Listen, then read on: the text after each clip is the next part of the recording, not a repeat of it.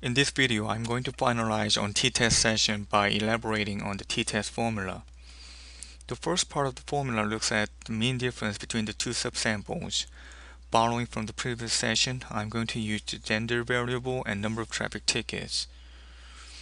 So, the first part of the formula looks at the mean number of traffic tickets in male subsample minus mean number of traffic tickets of female subsample,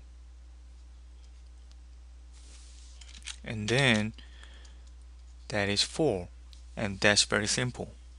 And the second part of the formula is a bit complicated, but you can follow this direction.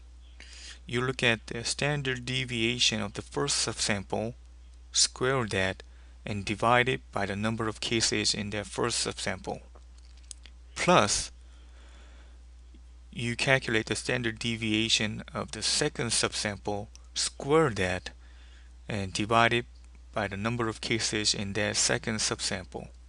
You add up these two numbers and square that. Once you're done with this, you simply divide the first figure with the second figure. So you get the calculated t-value. Once you're done with the t-value, you compare the calculated t-value with the critical value that you can identify from looking at the t-value table and using degree of freedom and 95 confidence level. And you're not really calculating critical value. You are actually finding it from the table, but you need to calculate degree of freedom. Degree of freedom in t-test is number of cases in the first subsample minus 1 plus number of cases in the second subsample minus 1. If you look at this and convert it into this manner, number of cases in the first subsample plus number of cases in the second subsample minus 2. As a matter of fact, number of cases here and number of cases here, if you add up these two together, then it's just like the original sample data set. So this is just like number of cases in the sample. When I say sample, this is not subsample, this is original sample, minus 2. So you find the critical value and you calculated the t-value.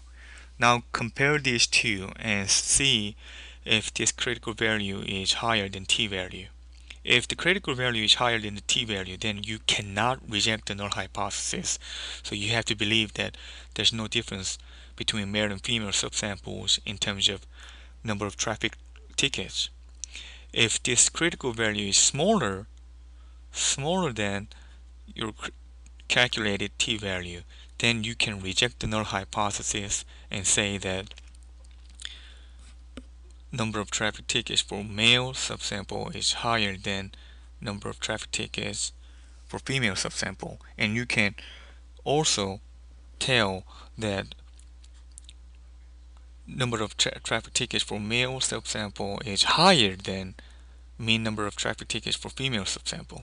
So you can say that males are more likely than female